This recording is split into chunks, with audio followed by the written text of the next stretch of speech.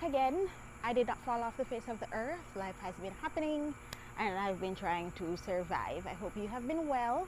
I have been reading a lot at the same kind of crazy pace, and I say crazy because how am I reading at a pace like I don't work?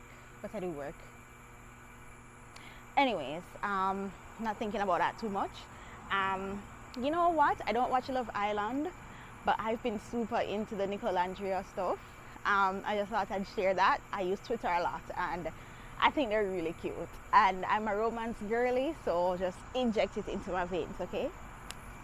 Anyways. Not me throwing away the books. Alright, anyways, here we are. I've got quite a few books here. Let's talk about them.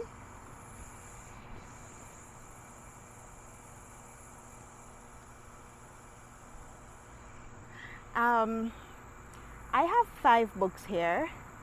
I am gonna talk about 5 that I've read, and I have another 4 that I want to read shortly, and those are thinner. I kind of saved those for later because I think I'd be able to get through them quicker. All right, so I mentioned this in the last video. Not Another Love Song by Julie Soto. So I gave this a 4 out of 5. I love romance, and this book gave me what I needed it to give. It's also on my love and music tag, and that tag is basically books that have a combination of love, any type of love. A lot of them tend to be romantic love, but I've also had family love and music. So people who are in love, who play music together, or the audiobook was produced with song in there, and the voice actors sing the song, stuff like that. So and the voice actors sing the song, stuff like that. So this one is about a violinist and a cellist who play together, and it's the way it starts is really like both of them are child prodigies, but one is like second generation prodigy, right? So their parents are famous for playing music, and one of them is like a nobody, right? She was adopted, the whole works. And they just happen to come together and fall in love. And Julie Soto we're going to come back to because she also wrote another book in this stack, which took her in a completely different direction. But anyways, this gave me all the feels. It's got spice in it and the right amount. Like the spice felt like it just, you know how with a song, especially with classical music, you tend to have it build or crescendo, right? It's like that in this book, right? And it blends really well with the, like mature content, and it felt modern, but it also felt really classical, pun intended, because of the subject matter, which is music and them playing in an orchestra and studying, classical music and stuff like that. So yeah, I really liked this book, and I actually think the feels it gave me, like I would reread for sure. I bought a physical copy. If you don't know, I do not buy physical copies of books until I've read them before, and I did borrow this before, which is how I got to go ahead and invest in a physical copy, because I feel like I want to grab this again to read for comfort.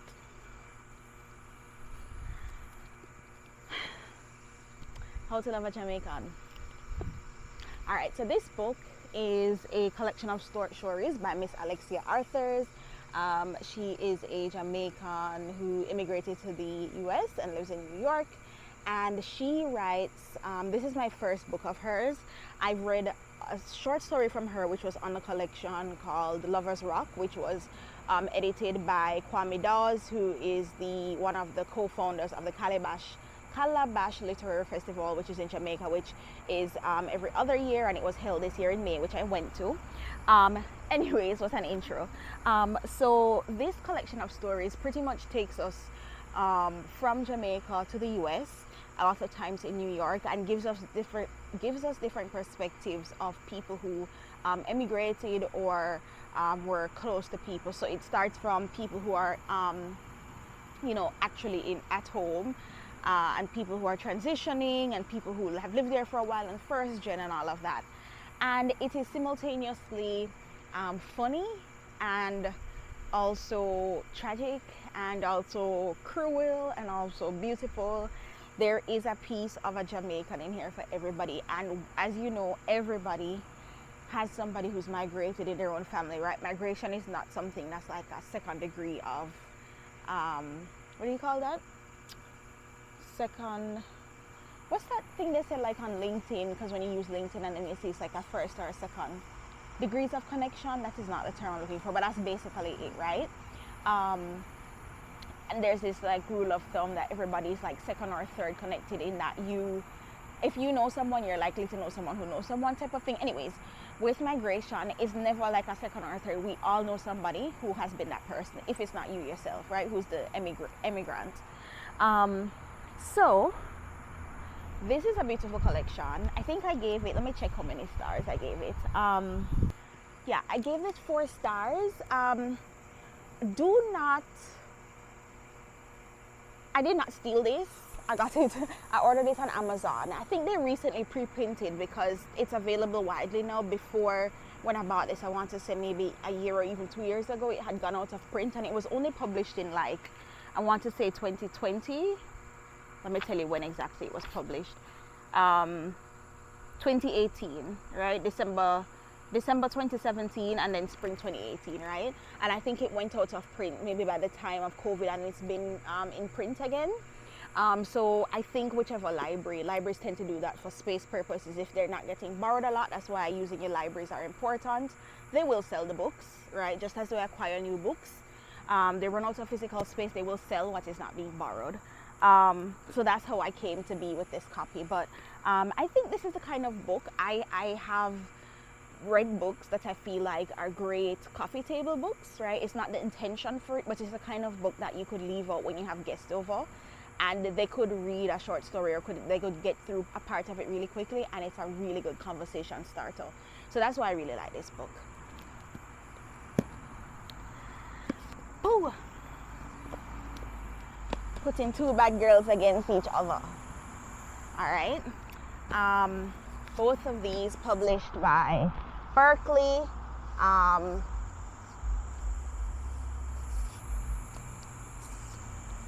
Okay. Sorry, not Berkeley. Forever. Oh, they're not published by the same people. That's something I need to correct. Okay. All right. I read this one first. I read this one second. They came out on the same day, and I just got into the world of fan fiction. I'm not even in the world, but I was recommended. Okay, let's pause. I kind of fell into running a book club. I think I mentioned this before, maybe not. There was this, like, people on the internet are like, yeah, if you're interested in this, you should join this group. And then there's like a Instagram, and then so I got added to this WhatsApp group, right? And the group, the person who ran the group left. Anyways, long story short, I said, you know what? I'm an organized person. Let me try to. I've always wanted to have a book club. I don't necessarily have time, but I read so much anyways. It's nothing for me to just set up a meeting, run a conversation. That's you soft, right? So I said, okay, let me do that. So this became, actually, Jamaican was what I picked for the first one. I've called the book club Love, right? If you love love, this is for you, any type of love. So this was number 1. It has the word love in it, and it's about Jamaicans, and it's supposedly a bunch of Jamaican girls, right? Or Jamaican diaspora in this group. This was our second book, okay? And the reason we picked this book is because a girl in the group had read this fan fiction, and she recommended it. So the kind of girls in the group love dark romance, they love like spice, they love, all the things the girls be loving, right? Not against it. So I said, you know what? Because she was really getting into this, like mentioning this. So let me go ahead and read this this fan fiction, and it's a Dramione, meaning Draco Malfoy and Hermione Granger. All right, cool. Also, if you haven't watched Harry Potter, don't think it's just for kids, because that lady, she's crazy, but she built an amazing world. Okay, like there's some authors who have gifts, and she said those came to her in dreams. And if you are African or Caribbean descent, or people who believe in the power of dreams and stuff like that, right? Even if loosely in this generation we don't really believe in that or don't understand it, we have an understanding of how much dreams meant in our culture. And that lady said she would get these dreams, she'd wake up and she'd just write it down. And there came Harry Potter and the series. She wrote 7 books, right? The seventh one was 2 parts, Deathly Hallows 1 and 2. Anyways, listen. And those movies, and people on the internet were saying, even in this day and age, when you think about the fact that they made 7 movies, no cast changes, no major setbacks, right? This was pre-COVID, all of that stuff. And everybody who went crazy after, not during the time of the film, making of the films, right? Amazing. Don't know why they're touching it now and making a series, but whatever. The industry will do what they do. They see people, and people want nostalgia, and they go do the same thing all over again, as if we can't create new art, as if there aren't people writing amazing new art out there to be discovered, okay?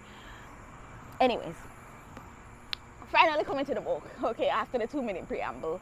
So this is called The Irresistible Urge to Fall for Your Enemy. Now, let me tell you the backstory of this book and how I got to find out about it.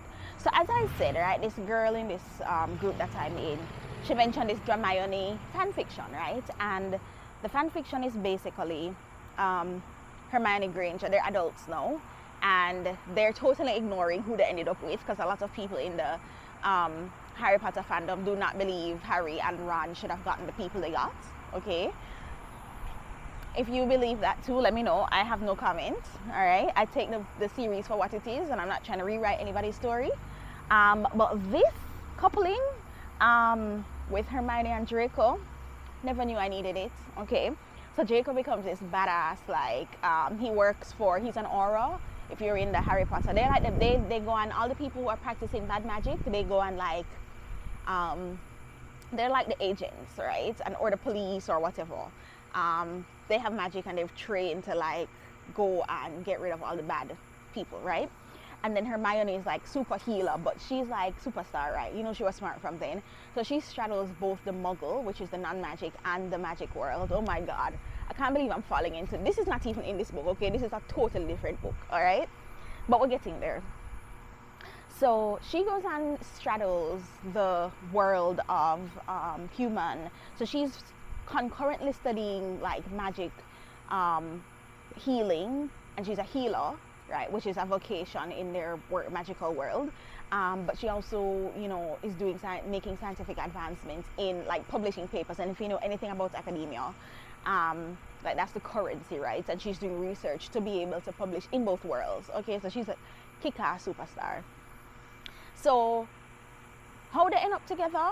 She is working on something, and it's the Ministry of Magic, right, who basically rules everything. Right, it's just like a government, right, of any country. The Ministry of Magic, they are allowing her to investigate something that could cure a magical illness that's affecting a lot of people, right? And for the whole of the story, we don't know what it is. Mind you, this is a fan fiction. I think is it 30,000 words? I can't remember, but to give you context, it was fan fiction is typically really short. It's like a couple scenes. Sometimes they don't make no sense. The quality of writing is not great, but it's like building up the fantasy of what you imagine characters would do, right? So if you imagine, I don't know, give me 2 characters in today's world who you think are Nick and Olandria, right? Or you shipped Nick with somebody else, or you shipped Olandria with somebody else. Fan fiction might start people like writing more things about what they'd wish to see, right? It's literally just fiction and fantasy, okay? This lady wrote what was equivalent of a novel's worth of fan fiction, and it was so good. I mean, it was so believable. And essentially what I think happened was I just found about it now, but it was published a few years back, to the point where she had illustrators illustrate some of the scenes in it. Like, it has a cult following. When you look on the amount of hits, it's got like over 3 million hits or something like that of the story, right, itself. And this is free. It's online on the internet, whatever. I'll try and link it in the description. Mighty God, I can't believe I'm talking about this so long. Anyways, so this book, right, this fan fiction story, I finished it. I was up late reading it. That's how good it was. I gave it 5 out of 5 stars. You can see my review on Goodreads if you use Goodreads or Storygraph. And then the day I finished it, I found out that the next day the author is dropping this book. Mind you, the lady used people who write fanfic, right? It's like J.K. Rowling, E.L. Meyer, the lady that wrote 50 Shades of Grey, whatever. They use pen names, right? J.K. Rowling, that's her real name, but even she, when she tried to switch to like mystery, she used a pen name, right, which is not their real name, it's just something they publish under. And that lady, the lady who wrote this, had a pen name. Anyways, come to find out, it's this lady, and the book was coming out the next day. So you know what I did? I just finished my semester, just finished all my work, making papers. Oh yeah, I ordered that, and then I found out this was coming out on the same day, so I ordered 2 of them. Yeah, I went and ordered them without like sight unseen, because you know how I feel about buying books and taking up space and wasting money before I read it. Fine, I wasn't gonna wait because I needed to see what that lady could write again. And can I tell you that this was a 4.5 for me. It wasn't even as good as the fan fiction, but it was very good, and I will read anything she writes for a few reasons. She's French, and there is a certain, I'm not one of those people that just thinks, ooh, accent, ooh, different language, exotic, ooh, great. No, it actually elevated the book, and you saw it in the fan fiction as well. So she has a way of infusing her French sayings and her French isms into the book, into her writing, and it elevates it. And I can tell this person, I don't know her, I don't think anybody knows what she looks like. Her author photo is an illustration, so probably for now her publishers are keeping it close to chest. Ali Hazelwood was like that when she just started. You didn't know what she looked like, and as she got more success, I think she got more comfortable. She was doing more press events and so on. We don't know what this lady looks like other than an illustration of her, right? Her bio says nothing about her really. Her bio just says she writes to write what she wants to read, enemies to lovers, romances that put the unresolved back in unresolved sexual tension. Her work is enjoyed by fans of slow burns, tongue-in-cheek rom-coms, and suffering. The irresistible urge to fall for your enemies, her debut novel. It says nothing about the lady, okay? No, this lady, and this is her author photo, right? It's an illustration as well. No, this person, she changed a little bit in this because it's also fitting in the Malfoy, in the Dramione fanfic world, right? You'll notice he's got the silver blonde hair. They've made her brown. They made her mixed race, which I love. There's nothing wrong with that. If you're like die hard, which I don't think, it's fiction, it shouldn't matter. If you're die hard, it needs to be a white girl with brown hair, with brown unruly hair. That's good for you. This is great. It wasn't expected, but you do it. It doesn't change the story one iota.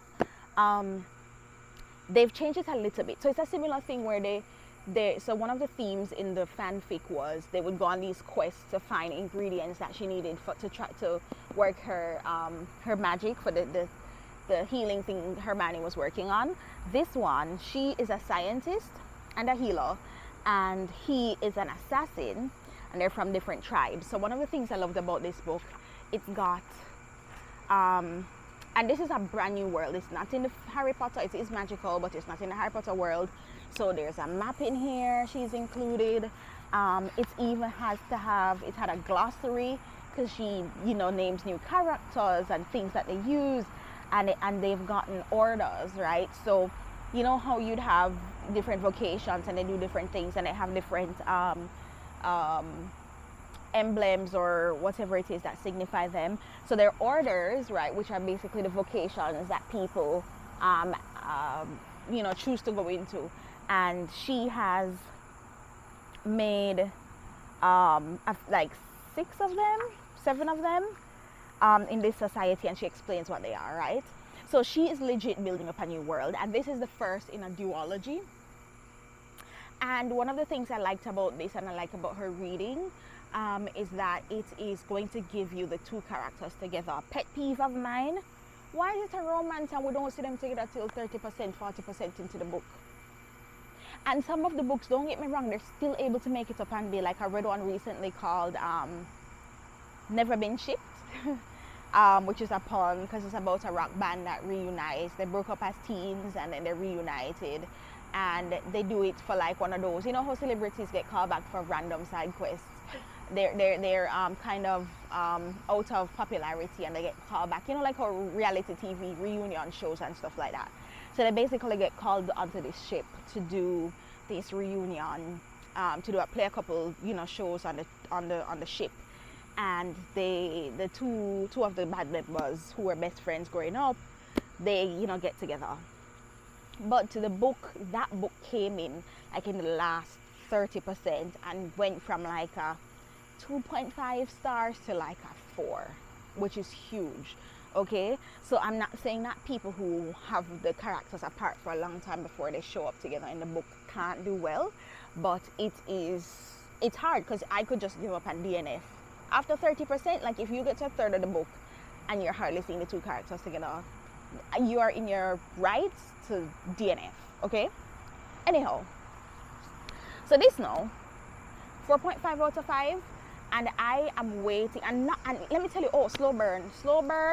The other one, the fanfic was slow burn, but you get to the point in the end, they get to it in the end, and it's worth it.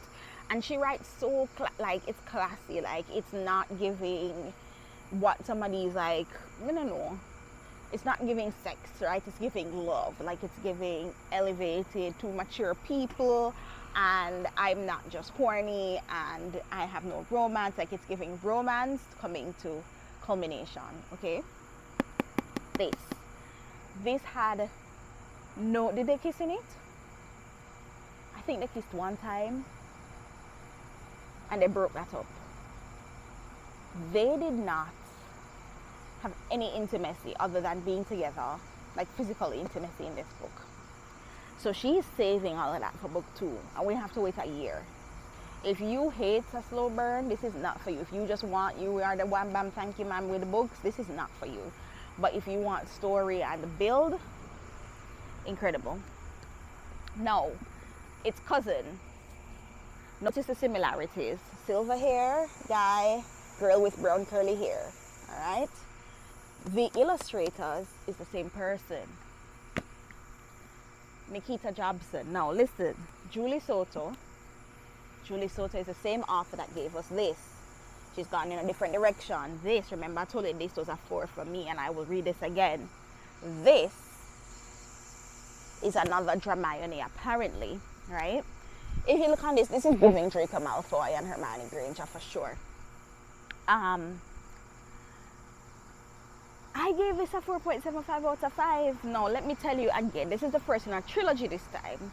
And it's another slow burn. I think they kissed. There was some lap sitting, which was under duress, let me tell you. Because this is very interesting. World building on 10. And not the type like Lord of the Rings where you sit down for them just to explain the rules to you for a long time. And you can lose interest. Nah, this is giving... investment in the characters, like you want to see them win. If you have people you hate, they're multiple generations. It's like a whole magical society, and there are like 2 factions, and there's one that uses what they call heart magic and one that is called mind magic, and some of them are evil and they're like plotting to murder each other. So there's a line of succession. So there's also this thing about what do you call it, like she's a princess technically, and then she gets sold kind of like stolen into slavery. Like they went into this kind of chase to own the people, and it's like when I listen to myself explain this, it sounds crazy, but just know this is worth it. And I have to wait a whole year to find out what happens next, and this could be big. Like as a series, I can see this going all the way. I mean, like TV, like movies. Some of it is triggering, but I love that also the author was strong enough and brave enough to make this in a time that it could be seen as problematic, because you have people who are literally like being used for their magic. So it's like they call them heart springs, and basically it's somebody who is like a slave, and the person who owns them can draw magic from them, and it leeches them of life. And if they draw that much magic, it could stop them, it could like make them faint, pass out, stop them from having magic altogether. Like they could literally use all the person's magic if they don't stop and give them a chance to replenish. So it gets kind of crazy. And the color, the gold color, is how they control the magic and like shut down their magic. And it is really good world building, and I liked it a little bit more than I liked this one. Different vibes, right? This one is if you want to spend most of your time with 2 people together on a mutual quest, and the love hate. Both of them are enemies to lovers. We don't reach a lovers yet. This one, by the end of this, and I mean literally the end, like the last page, he realizes, oh wait, that's a girl. Oh wait, I have feelings. What's going on? This one, we know they like each other. There are some mind readers in this. We know they like each other. They did at least in high school, because they went to high school like together. But some people are in denial. And then she's a twin, and the twin is the king, and there's some prophecy. So there's a magical prophecy. So the twin, we're invested. They try to kill off the twin. We don't know where the twin is. I'm not gonna give it away. But honestly, even if I give it away, it's still worth it, because there's still so much in here that, read this. If you love fantasy, and if you hate fantasy, still read it. This, top 10 of the year, for sure. This is going in my top 10. If you don't know, KIN is the airport code for the Kingston International Airport, which is officially the Norman Manley International Airport in Jamaica. This is a book that's written by a black British woman who is of Jamaican descent. Her parents were Windrush generation, which were the people from the Caribbean who went over there and pretty much built up the entire country, or a lot of the country, especially in the metropolitan areas. And a lot of them had children there, and the children were able to get citizenship. So were the children. And then a lot of laws changed after that. Once they got what they needed from people, they changed everything, and so now we need visas to go there. Okay, this is not about Windrush. So there's a whole generation of people now in London. There's certain parts of London that are just pretty much Caribbean. So all the sayings now, the man them, and youths, and wagwan, and bruv, a lot of that is literally Jamaican culture because of who went there at that time. And that's how the kids talk now. That's literally Jamaican culture. Anyways, this book is gorgeous. And I don't mean just physically. It's got a nice weight. It's a perfect size. It's not that big. Like, it's giving textbook, but it's not giving, huge legal size paper, right? This book is art. It's got illustrations. Let me show you my favorite part of this book, other than the pictures. This is my favorite part, and I don't know if I'm just a simp for Jamaican culture, but this is my favorite part of this book. It is an illustrated index of Caribbean foods that are referenced in the recipe, Caribbean ingredients. And those illustrations, look at the typeface. Look how unique that is. Look on the pictures. I mean, she tells you, if you don't know, like if you're a Jamaican and you either never grow cooking, or you're of Jamaican descent and you never grow and learn some of the recipes, this was her whole quest. She was like that. She grew up and the food was made for her, but she didn't have one idea. She never knew how to make rice and peas, all of that, right? Her thing, she formed a cooking club and perfected these recipes over time. And she wrote this book, and she got illustrations and she got photos. There's her little family, her husband and her child, and they've got photos from the island in here. And I honestly feel that this is gonna get the place of, what's the word, like the highlight in my kitchen. You know how it's like a little style that they do on Pinterest, where you have the little cookbook stand and you have a specific cookbook on it that gets featured. This is one I feature, because even though I live at home, I don't make some of these things all the time. There are things in here that I didn't know, that some of them are borrowed from Trinidad or borrowed from Grenada, other countries that and she takes it from basic things like learning how to make an all-purpose seasoning, learning how to make a escovitch pickle, learning how to make ginger syrup or a plain syrup, right, that you can use. Learning how to make cocoa bread, hard-dough bread, right? A lot of times when we migrate, you can't find those, depending on where you are, you can't find those things. So this is the kind of book that if you live abroad, you should definitely have. And I am saying that with my chest. I think the way that sometimes recipes are written, you can do it. It's what I call the attainability or unattainability of cookbooks. This is attainable. There are no ingredients in here that I've never heard of. I don't know how to find. It don't feel like you have to go cooking class first for use the cookbook. I don't love that when that happens. This is not like that. This is the This is the, what do you call it, contents page. And then in between the sets of recipes, she has these lovely family photos. She has her little biographical section in the front, and she's got, you know, photos of just life back home that doesn't feel too much like those, you know, Save African Kids, like poor people thing, but also feels authentic. Like photos at the market, people selling, you know what I mean? Like, if you go down a halfway tree, you go down a town, this is how it looks, you know? And, you know, sorrel, planting, you know, this is her, you know, in a shop. Stuff like that. And I think this was really well done. How to make curry powder, Jamaican curry. You know, Jamaican curry different from Indian curry, whatever, right? If you know, you know, right? Pickled green onions. You know, who's making pickle? I'm not making pickled green onions, and I live at home. Like, I'm not making that. But if I want a little pickle on top, I can make that. Green seasoning, hot pepper sauce. I am going to buy hot pepper sauce. I'm not going to make that, but suppose I want to make it and tweak it for myself.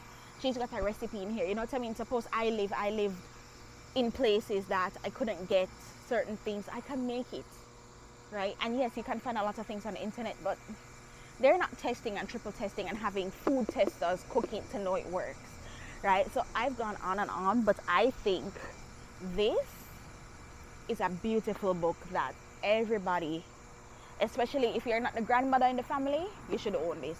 So if you're the mother and below, the child and the grandchild, buy this, okay?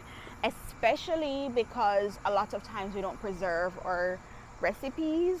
This was her doing that for us. Gorgeous, gorgeous book. Nice, solid, and look on the illustrations. I mean, look. I mean, look on the photos. Look on the, man, gorgeous. Oh my gosh. I love when a cookbook doesn't just feel dry, like here are the recipes, blah, right? Even the way they did the typeface, the way they did the font, right? They use a nice brown instead of black. Those design choices make it gentle. You understand what I'm saying? They make it, you know, you want to make fried. Look, she even have a recipe for roti. I have never made roti in my life. I'm going to buy roti, I'm going to eat roti, make roti. Right? Gorgeous. So I give this 5. You don't have to ask. Here endeth the books that I've already read. So here are some books that I'm hoping to read in the next week or 2. Let's just say the rest of summer, right? So let's say till like mid-September. Frying Plaintain, short story collection, right? Some of us can go back home. Poem collection. Ever Since We're Small story. And this was my first physical ARC, right? Advanced reader copy. This is called Make Your Way Home, and this is by Carrie Moore, okay? And it is a collection of short stories from an African author, and the cover I think is lovely. I think it reminds me of, there's this artist who is called Uzo Art, and she's Nigerian American, and she makes a lot of art with black people, and it looks a lot like this. Like, she makes them very black, right? Both in character and in skin tone, right? So they are just doing black things, right? On you know, the hair, the styling, so you see bold print. She makes a lot of art like this. I aspire, dear God, one day, okay? But this cover reminded me of that, and I just can't wait to read this book. And also I cherish, because it is my first physical art. I get a lot of electronic arts. I use NetGalley and stuff like that. And this one was just beautiful, and I have my bookmark for such a time as this, which is from a black British author, also of Jamaican and Bajan, I forget which, but definitely Jamaican descent as well. This was also a collection of short stories. So yeah, that is pretty much, so these are the TBR, okay? TBR, Catch It, and then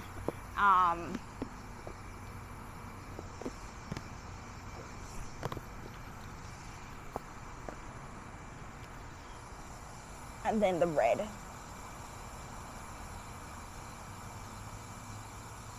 Okay, and then I would say that if you are looking for, if I had to recommend one for anybody in this group to read, I would say How to Love a Jamaican. And I would say if I had to recommend one romance, I'd recommend Rose in Chains. Okay, actually, honestly, it's gonna be between I'd say Not Another Love Song, because it gives you a culmination. But if you want another series to fall in love with, then you can start this. For me, with series, I don't have a problem with them. I just tend to, if I can hold it, I tend to wait till they're done and then just binge. Obviously, I started now, so I have to wait a whole year till the next one comes out. And then, if you're looking for Caribbean books, right? These are gonna be the stack of Caribbean books, right? So these are gonna be, these are gonna be the stack of Caribbean books, okay? All right, so that being said, I hope you all are doing great. I hope you have a lovely fall, autumn, whatever you call it, cool time, dressing time, pre-Christmas time, chai spice and pumpkin spice latte time. And I hope things aren't too crazy for you right now. The world is crazy, it's busy. Myself, as you can see, I was absent, but I was determined not talk to you guys before school starts. School starts first in September. And pray for us Jamaicans, because it's election time now. And it's been pretty calm. I don't expect anything crazy to happen, but it's just disruptive in general. You're having to take time off work. The kids supposed to start school starting a whole week late, all that jazz. So just keep us in your thoughts and prayers. I feel like that's it. And keep working on yourself. I think sometimes, I know for me, when I know what I'm trying to do and I thought I missed the mark, I get very dejected. And I'm a lot better than I even was 7 years ago. But I still know it can be hard to manage that. So I'm also encouraging you that small positive changes add up. And if you fall off the wagon, just get back on it. Okay? Don't just give up and say, oh, that's it, I'm done for. Okay? So keep going. Rooting for you. Talk to you next time.